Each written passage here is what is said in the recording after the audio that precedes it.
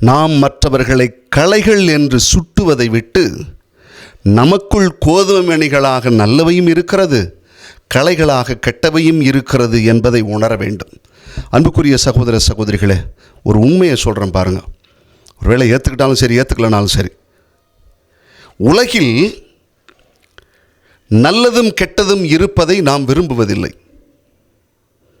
நிறைய நேரத்தில் என்ன சொல்கிறோம், இங்கே பாரு, இது உலகமாக, இது எல்லாம் அக்கிரம் அநியாயம், எல்லாம் கெட்டவனாக இருக்கிறான் அப்படின்னு சொல்லி, இந்த உலகத்தை கடவுள் அழிக்க மாட்டாரா அப்படின்னு சொல்லி உலகத்தில் நல்லதும் கெட்டதும் இருப்பதை அவன் விரும்புவதில்லை. ஆனால் பாருங்கள், தனக்கென்று வந்துவிட்டால் தனக்குள் நல்லதும் கெட்டதும் இருக்கும் என்பதை உணர்ந்து கொண்டு விளக்குகிறான். இப்போ உதாரணமாக தன்னை குறித்து ஏதாவது சொல்கிறாங்கன்னு வச்சுக்க, ஒரு மனுஷன்னா நல்லதும் இருக்கும் கெட்டதும் இருக்காதா அப்படின்னு தனக்குன்னு வரும்போது சொல்கிறான், உலகத்திற்கு வரும்போதுன்னு சொல்கிறதில்ல. இன்றைய நற்செய்தி நமக்கு அப்படி தான் சொல்கிறது. களைகள் இருக்கிறது, களைகளை பிடுங்கட்டுமா என்று சீடர்கள் கேட்பார்கள். இயேசு அவர்களுக்கு சொல்லுகிற வார்த்தை என்ன தெரியுமா? வேண்டாம், இப்போ வேண்டாம் அப்படின்பார். இதில் கொஞ்சம் பொருள் இருக்குது. இதை நினச்சி பார்க்கும்பொழுது இதில் கொஞ்சம் ஆழமான அர்த்தமும் அடங்கி இருப்பதை உணர முடியும். என்னென்னா, ஒரு செடியோடு இன்னொரு களையும் சேர்ந்து இருக்கும் போது வேறு ஒன்றோடு ஒன்று பின்னி பிணைந்திருக்கும்.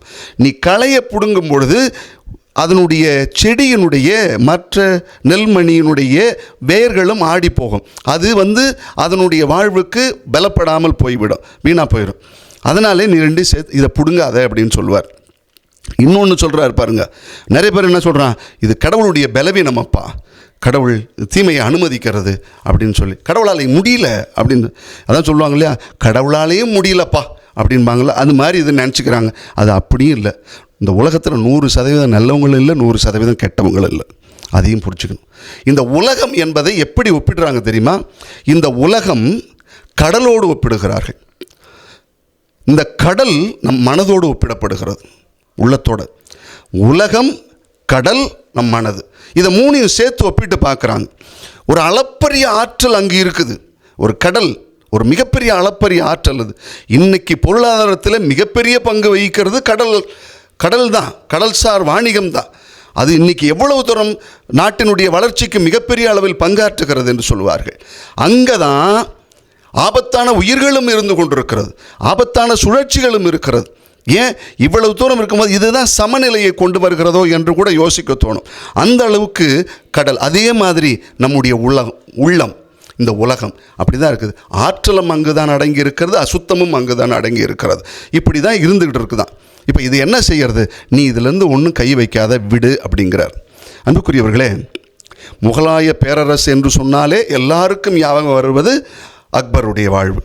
அக்பர் ஒரு முறை சொன்னாராம், மக்களில் நல்லவங்க கெட்டவங்களை எப்படி கண்டுபிடிக்கிறது அப்படின்னு சொல்லி கேட்டிருக்கிறார். உடனே ஒரு அதிகாரி சொன்னாராம், ஐயா, நீங்கள் சொன்னது ரொம்ப ரொம்ப முக்கியம், அதை நாம் எப்படியாவது கண்டுபிடிச்சிருவோம், ஒரு சோதனை செஞ்சு பார்த்து நல்லவங்களாக இருந்தாங்கன்னா அவங்கள இந்த உலகத்தில் வாழ வச்சுருவோம், கெட்டவங்களாக இருந்தால் தூக்கி சிறையில் போட்டு அடைச்சிருவோம் அப்படின்னு சொல்லி ஒரு அதிகாரி சொல்லியிருக்கிறார்.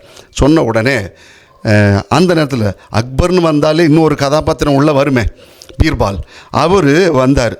இதெல்லாம் பார்த்துட்டு உடனே சொன்னாராம், ஒரு தட்டில் ஜீனி சர்க்கரையும் மணலையும் ஒன்றா கொட்டி கலந்து எடுத்துகிட்டு வந்தாராம்.